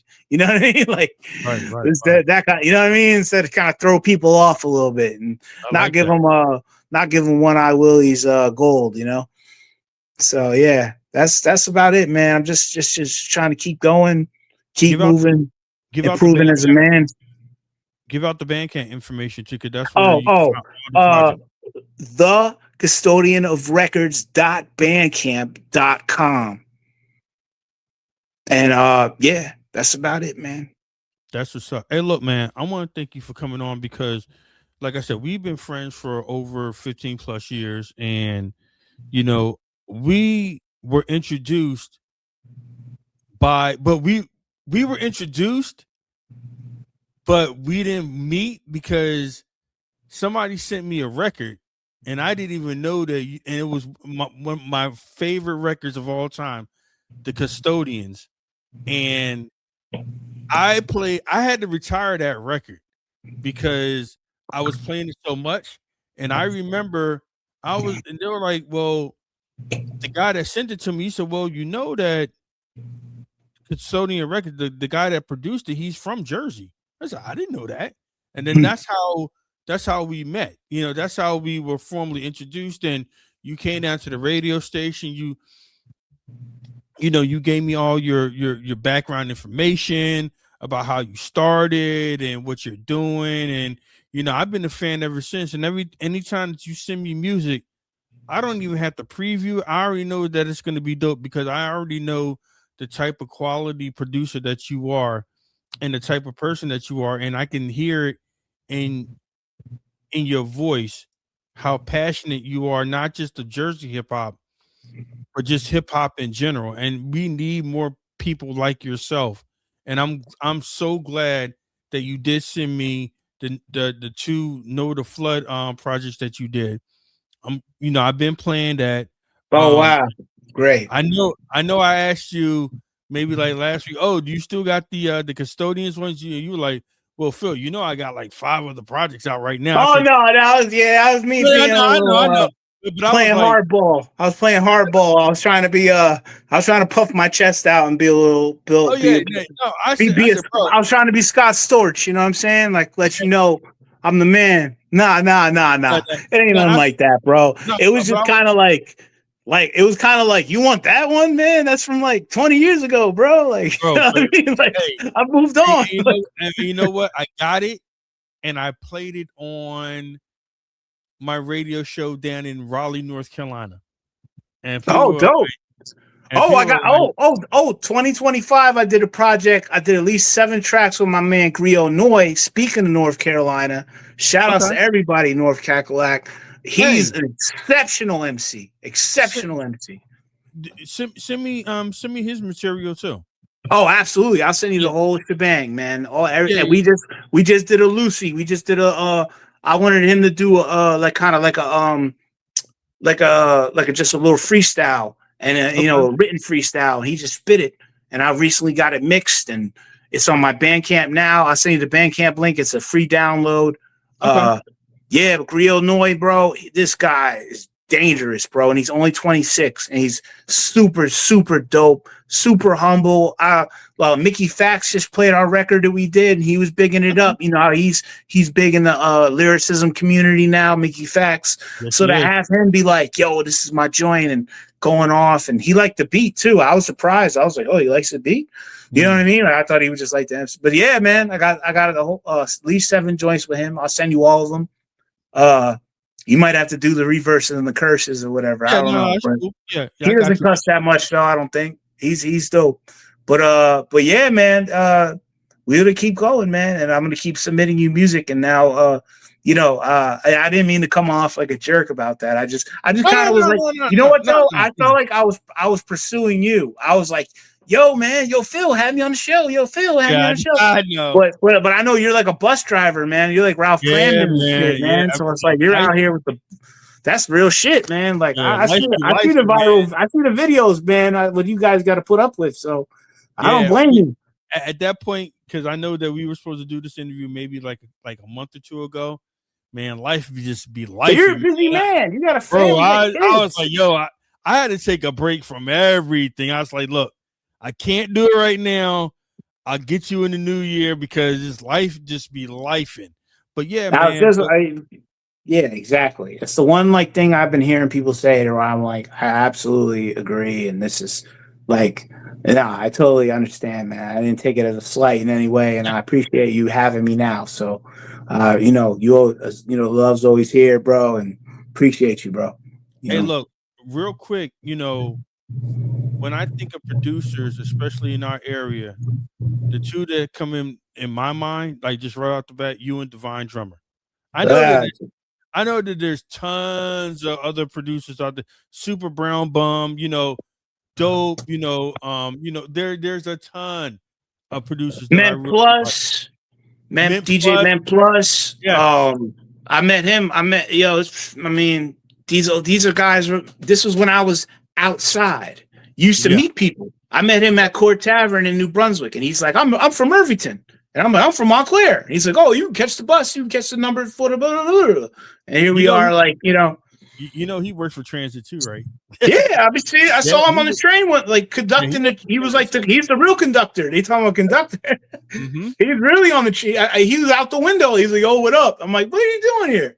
You know what I mean? Like, so I remember one time I did a diss. I diss New Jersey Transit, and he got mad. I think I was like, "Yo, bro, it ain't that serious. Like, I'm not hating on you, yo. Because I don't know what it's like out by you, bro. But the transit situation is getting kind of wild.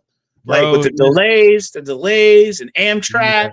Yeah, well, there's always something with Amtrak, so it's like, sometimes I get a little angry. I think it's more up there. We don't have any like delays. It's just, well, when you deal with the public, there's some things that you just see or people just say to you, and you just got. At first, like when I first started, I was like, I don't think I could handle this. But like after, I'm in it, 7.5, 8 years later, I'm just like, if somebody says something to me, I'm like, all right, man, whatever. Go have a seat. You see what I'm saying? But I think when they talk about producers, not even just in Jersey, I think your name needs to start coming up even more, because it's not even about the stuff that you recently just did. I'm talking about your whole body of work that you've done since day one. And I don't think that you get enough credit that you deserve. It's kind of weird because Oh, no, I absolutely agree with you. I agree with you. I'll be a little egotistical and really right. agree with you on that. Like, I do feel like there's a lot of gatekeepery going on. Like, there's a lot of weird dudes that just don't want to show me my love and in front on me, because also it's like, oh, I don't look a certain way, I don't wear polo, or I don't dress up, I'm not trying to be dressed. Bro, I was wearing Carl Kanai when I was a little kid, bro. Like I was dressing up, wearing Pelly and getting fresh. You know what I mean? Like I was getting fresh when I was like 11 years old, bro. Like I'm an old man. So I don't I know hip hop is like an element of fashion is an element of it, but it's like I'm not really into being fashionable right now. Like I'm more about being comfortable, and I have foot conditions, so I'm gonna want to wear shoes that got the right insoles. You know what I mean? Like I'm old, bro. I'm 44, man. Like I don't got no time for this. Hey, look, man. Look at the beard, man. Look, I don't try. Yeah, to I got some grades too, man. They're sprouting out. I don't try to die nothing no more. I'm just like, look, it is what it is.